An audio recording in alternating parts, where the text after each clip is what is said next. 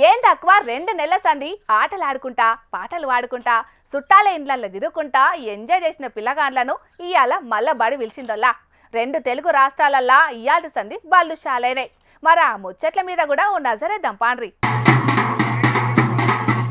సర్కారు బడిని అందంగా ముస్తాబు చేసుడే కాదు, మొదటి నాడు బడికత్తున్న పిల్లలందరికీ బ్యాండ్ మేళంతో స్వాగతం పలికి పువ్వులు స్వీట్లు ఇచ్చి మరీ బళ్ళకు తీసుకుపోయిర్రు టీచర్లు. మైబాద్ జిల్లా లక్ష్మీపురం బ్రాహ్మణపల్లి సర్కారు బళ్ళె ముచ్చటిది. ఇక్కడ ఒక కాన్నే కాదు, శానా జాగల సుతం గిట్లనే బ్యాండ్ మేళంతో పిల్లలకు స్వాగతం పలికిండ్రు సార్లు.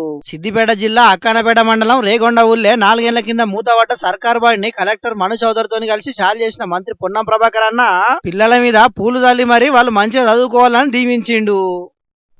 సూర్యాపేట సర్కార్ బడికి వచ్చిన పిల్లలకు పువ్వులిచ్చి స్వాగతం పలికిన జిల్లా ఎస్పీ సారు అటంక పుస్తకాలు కూడా వంచిండు.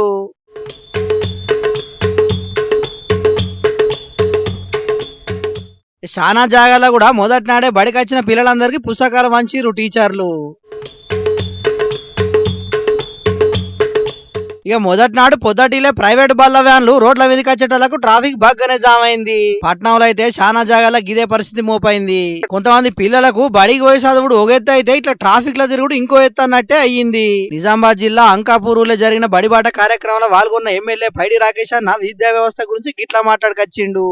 ఏదైతే విద్యాశాఖ అధికారులు ఉన్నారో పైరవుల చుట్టూ పదవుల చుట్టూ పోటీపోయిల చుట్టూ తిరుగుతున్నారు.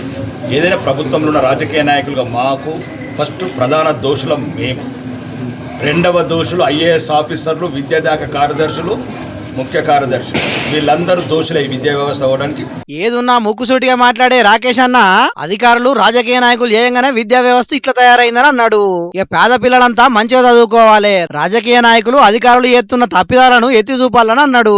మొత్తానికైతే ఇలా ఎక్కడ చూసినా బళ్ళని మామిడి తోరణాలు పూలతోని అలంకరించే నచ్చినాయి. ఇక ఇయాటి లెక్కనే సర్కారు బళ్ళని ఎప్పటికీ ఇట్లనే కలకలలాడాలని, పిల్లలకు సకుల సౌలతులతోని మంచి చదువులు అందియాలని మన జోర్దార్ తరఫున కూడా కోరుకుంటున్నాం.